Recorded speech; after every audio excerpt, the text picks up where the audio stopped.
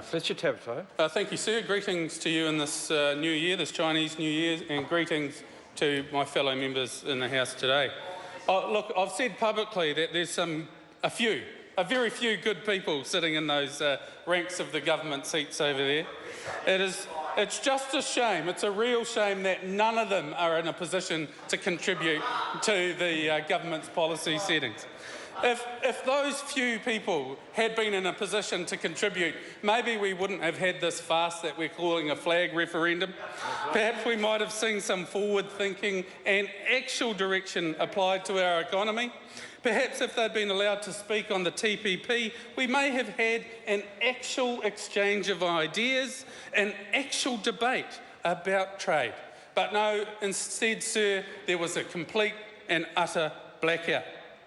And just so people please stop comparing the Trojan horse that is the TPP to the China FTA, that document had 121 pages in its main agreement, including annexes 1 to 15, it totalled about 1,000.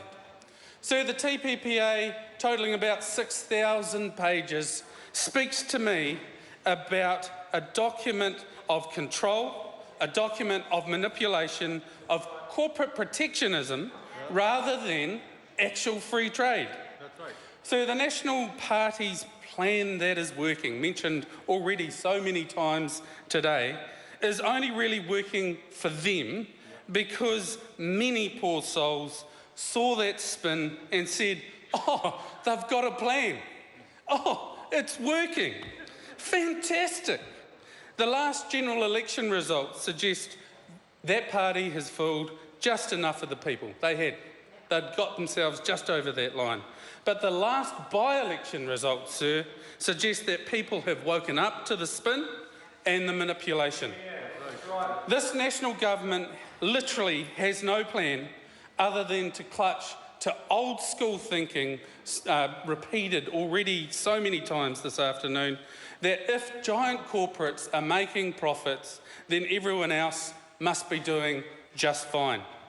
I say to the Prime Minister, poverty keeps growing by the day, and the statistics are an indictment against this government who keeps talking about a plan.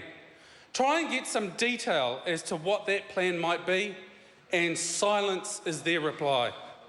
More and more households in New Zealand are no longer living from payday to payday, which we saw as being a terrible indictment back in the day. No, that's not bad enough. They're now taking out loans to survive from week to week. I'm talking about working families, good, hard-working families, good people who want to do well by themselves and their children, who must borrow money and manage greater and greater debt just to get by. Not to invest and multiply their wealth, Prime Minister. Rather, they are servicing greater debt simply to put food on their tables and pay the rent, the doctor's bill and their children's education bill, which gets bigger by the day. Right now, sir, those people are blaming themselves. Soon enough, they will realise it is the national government's lack of economic foresight, dominated by old school thinking, that allows this travesty to exist in the first place and in fact grow day by day. Sir, I spoke last year about the Prime Minister driving the metaphorical bus that is the TPP over a cliff and taking the country with it. Today I say he's added turbochargers to that bus. He races to take us all to the bottom of the international heap. A low-wage economy where big businesses make ever bigger profits shared out only amongst the top 1%. That is this government's definition of success, sir. As this government scrambles to allow for more rules of trade and a disputes process that is only available to international corporates, the rest of the country watches as this country's income inequality gets larger and larger, sir. So the only plan I can see from the National Party is to keep the people in the dark about the facts, the fact that this government is borrowing so fast, just to keep the New Zealand economy standing still. The debt has grown in excess of $100 billion since this national government, this party became the government. That is a sinfully scary number, sir. These puppeteers who call themselves prudent money managers literally have no clue, as our country's debt to foreign investors gets bigger and bigger by the second. I say to those members opposite who have spoken today, it is time to actually get a plan, but to get a modern plan, and it's time to modernise our trade deals. The fact that their only plan for the economy is to call their ad hoc fairy tale approach to the economy a plan that is working is not enough for more and more New Zealanders, especially in our regions.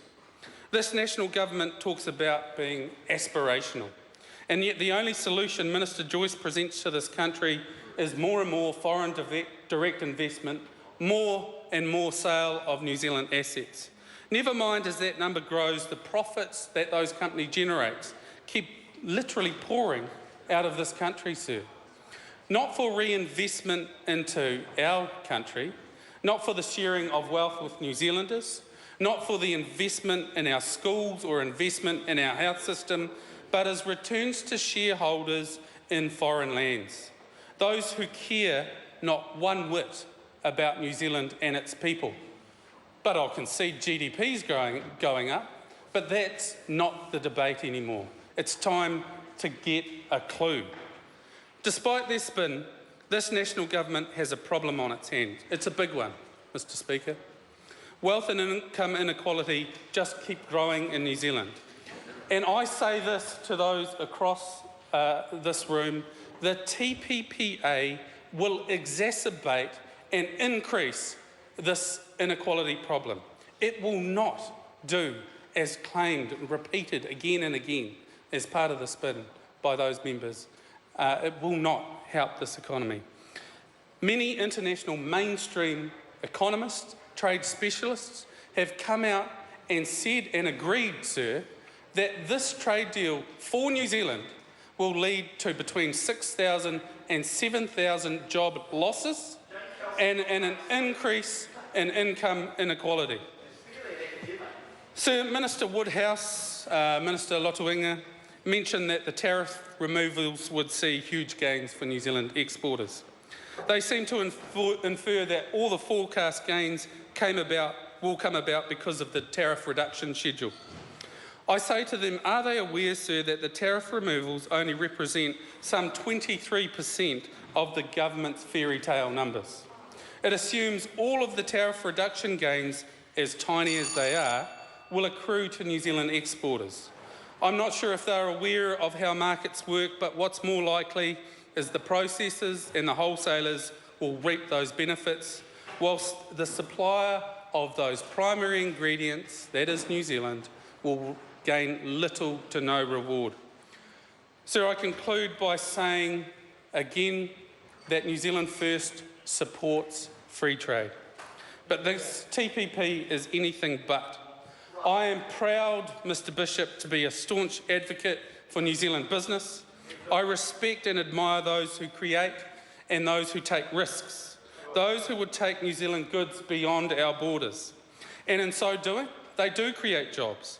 And hopefully those profits of New Zealand firms circulate amongst our economy and we share in those gains. So this trade deal will not enable any of the lines sold by this government to the business community. So without doubt, I look forward to a robust debate in the House on the TPP. The ability to provide actual, real detail to those who have just assumed it will be good for them because this government has simply said so, will, I hope, enable better decision-making and more questioning engagement from the New Zealand business sector. Perhaps, sir, the truth will set us free.